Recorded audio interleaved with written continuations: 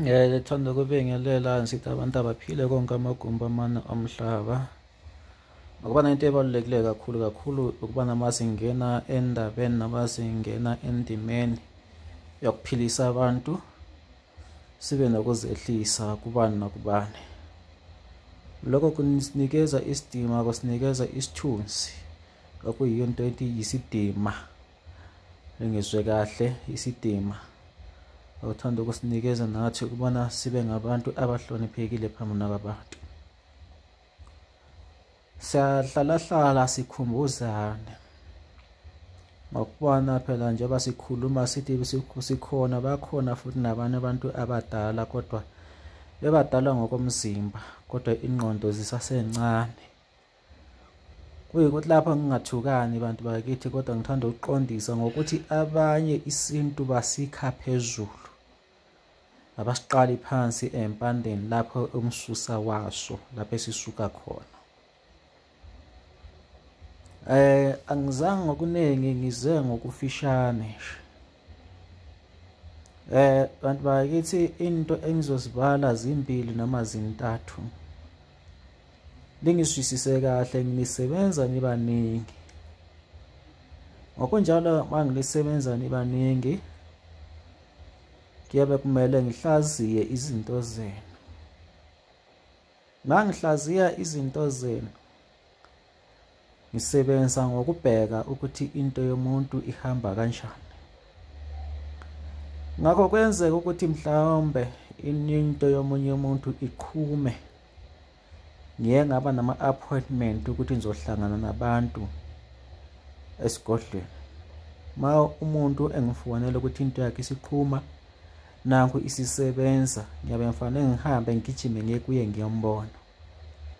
Lokho angeke ngikutshele futhi ukuthi ngibhizi ngento yomuntu iqhumile iyenza so, ngisasebhizi ngimlungisela izinto zakhe, ngiyenza kanjani nakanjani. Lokho kuyisecret yami naye loyo muntu.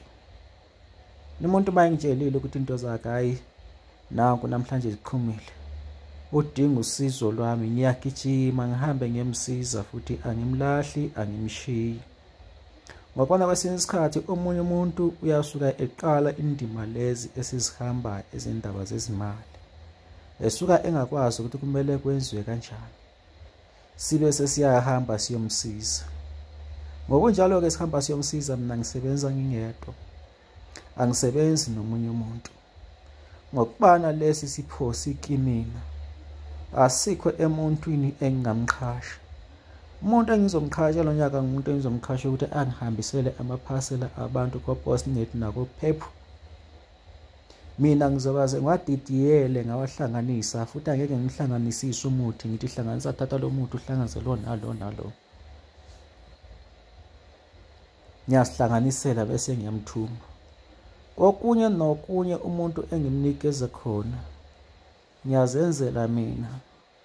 Mangabe idlozi lithe ngime lo izinto zomuntu engizihlanganisa engakazihambisi, ngihlanganise u1 no2 no3, ngiyakwenza lokho, ngikwenze kuphelele.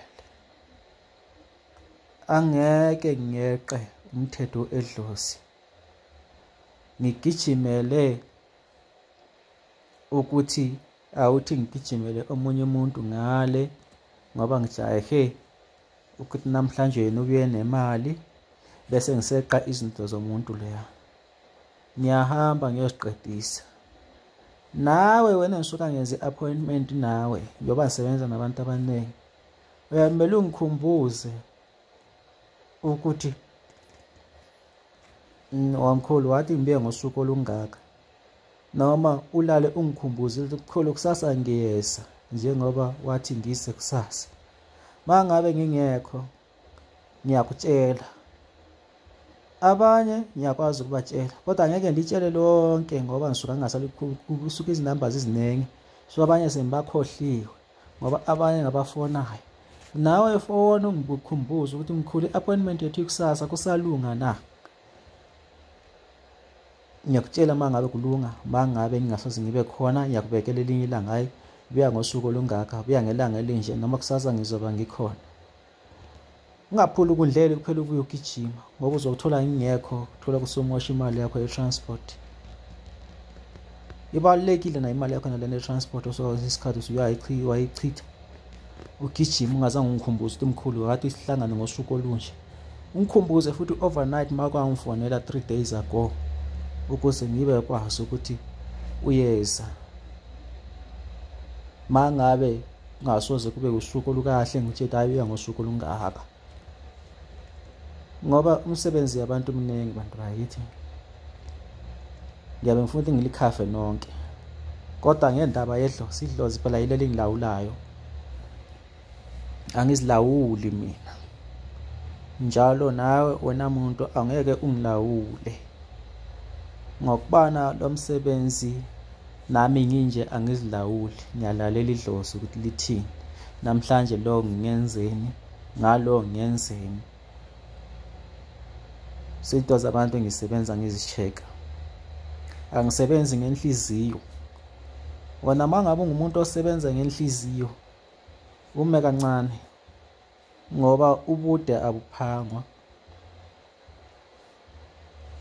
Ungajahi uphuza itili ishisa kakhulu ngoba uzosuka sushubuka imlomo kwesinye isikhathi ngamagama azinzile wona lawo, amagama abanzi. Uma ngawalalelisisa ngiyakhuluma ukuze ukuthi ngithini. Into ebalulekile kwasilandela amasiko, sikhumbuzaneni ngaso sonke isikhathi. Ngoba ngiyazibona izibongo ziyangena ngabantu akwaziyo ukubekezela. Umuntu okwaziyo ukuthi uma umtshela umthetho awulandela. Ngumuntu ongabheki into ngenhliziyo. Ngubantu ababheka izinto ngeso likamoya. Ngabantu ababuzayo. Mangabe ngimtshela ukuthi ayilinda, umuntu uyakwazi ukulinda.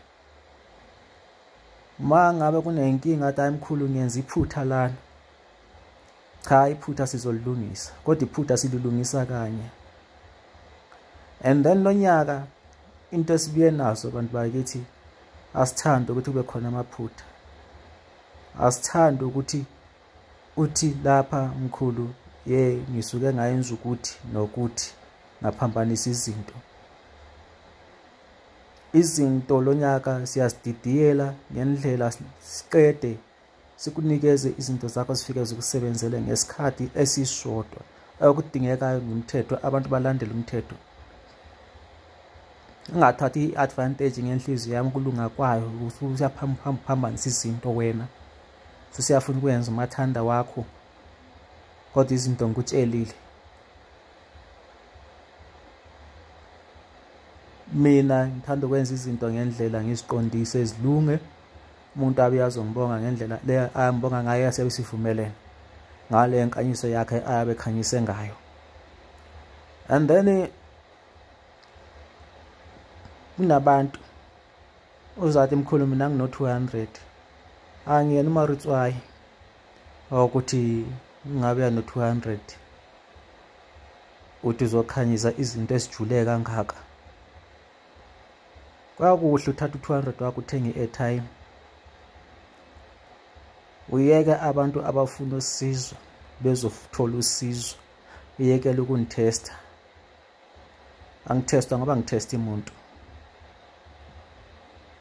Angithandi futhi ukuthesta umuntu. Ngithanda ukubana siyenze izinto abantu bakithi ngenhliziyo ekhululekileyo, sibonisana. Ngumuntu yakubonisa, uyabuza mawungazwisisanga, ngihlezi ngisitsho ebantwini abafikayo kimi. Mawungazwisisanga ungayenzi into ungazwisisanga, ungibuze ngizokuphendula. Ngizwile abashileyo ukuthi bazothi bafuna ispecial. Zizoba khona abantu bakithi ningakhathazeki. Kahle kahle into ongayibizi ngespecial. Lokho aso special ngoba asilona business yokuthi abantu sesathatha sasebenzisa igama lesilungu entweni lapho kungafanele kusebenze khona isiLungu. Inkanyiso yakho oyiphathayo uzokhanyisa leyo nto esiyabe sivumelane ngayo ukuthi uyayifuna, sikunikeze leyo nto ngenkanyiso yakho. So special uhambe uyosebenza tokusebenzele ubuzobhadala inhlawulo esisuka sivumelene, inkomo yasekhaya esisuka sivumelene mangabe ususebenzile. Ngiyabonga nalabo abasishilo ukuthi abangitshela ukuthi cha asibalekile mkhulu, sisasemsebenzini, inkanyiso njengoba sakhipha inkanyiso umsebenzi siyibonile, sizobuya kupheleni kaFebruary sizobhadala inkomo yasekhaya siyigcinile. Yikho ngikuthanda lokho, ukusebenza kwabantu ngokuthembana. Okwenzela nakusasa ukuthi mangabe unenkinga siyakwazi ukuthi sikusize. Ingakho ngithi bantu bakithi into kakhulu engithanda ukuyitsho ukuthi sikhumbuzaneni. Mangabe ufonile uthi hayi ngiyabuya ngosuku olunje, ungikhumbuze futhi ngakusasa uzovuka ubuye. Okwenza ukuthi mangabe khona indlela engiyithetheyo ukuthi cha kusasa ngithethe indlela, asiqinisekise ubuye noma kusasa, uzokwazi ukuthi umkhulu uzobe khona kusasa. Njengoba ngisisho ukuthi abanye yakwazi ukubatshela kuba WhatsApp, abanye yakwazi ukubathumela ama message, abanye bafonele, kodwa kwesinye isikhathi kwenzeka ngikweqe ngingakubonanga, mhlawumbe amathunzi asuka nawo akulandela avimbe ngitshele bonke abantu, ugcine usala wedwa. Gcina usuthatha imoto uzofika kimi, ugibela itekisi uzofika kimi, ungithole ngingekho. Qinisekisa ungibuze na overnight ukuthi hayi njengoba siyenze isivumelwano sizohlangana kusasa, sazohlangana yini mkhulu, ukuze ngikwazi ukulungisa ngifike. Isintu leso bantu bakithi, angithanda ukuthi umuntu agcine sengathi sehlukumezekile mangabe ethole ngingekho. Sizobuya njalo sizolitshela esinakho ozokwazi ukuthi ukhiphele inkanyiso yakho, uzokulanda kuhambe ukusebenzele ukuze ukhiphe inkomo yethu. Siyabonga, engudlozi khulu lo okhulumayo, indoda enenhlonipho kubani nakubani, engazikhuphuliyo kubani nakubani, ezehlisayo kubani nakubani, indoda engasebenzi ngolaka, esebenza kodwa ngokuzikhandla nokuzithoba kubani nakubani. Udlozi khulu uyamthola ku 083 2066 954. Ababuzayo ukuthi lokho angiseSoweto isigodlo, yebo isigodlo vela sitshintshe, silokho siseSoweto abantu bakithi. Isigodlo sikhona eSoweto, isigodlo sikhona eSoweto.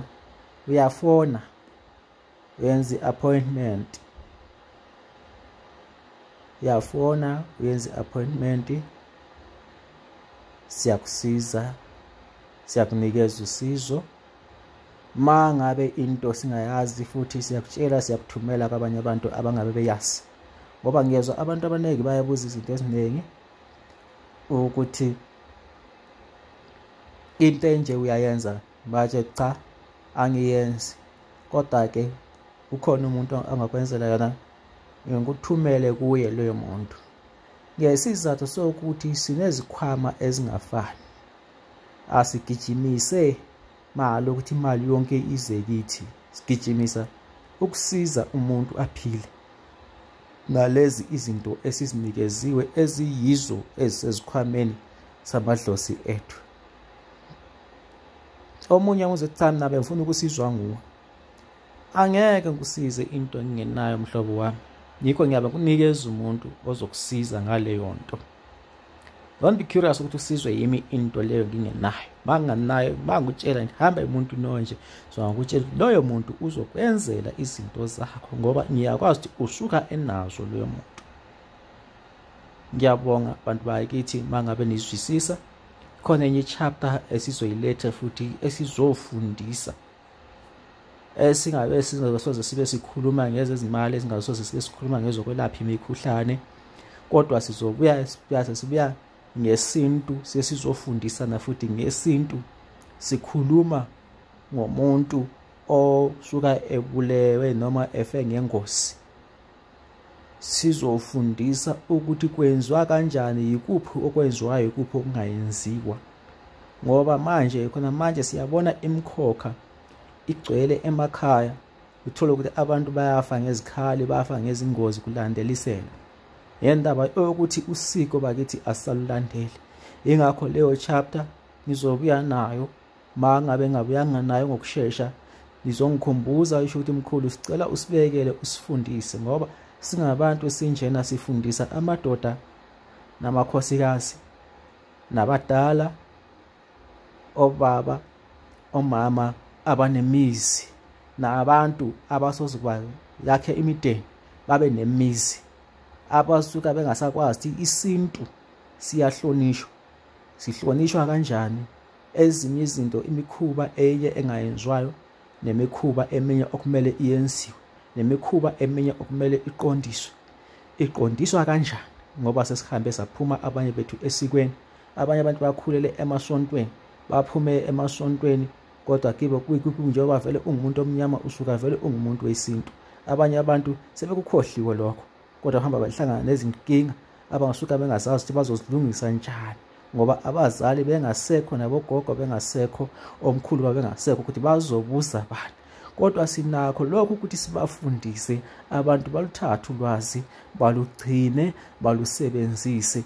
Uzobona izinto zethu nezimpilo zethu zibuyela kahle ukuphila esasiyikho khona kwasemandulo. Ngiyathokoza abantu bakithi. Udlozi khulu okhuluma 083 2066 954.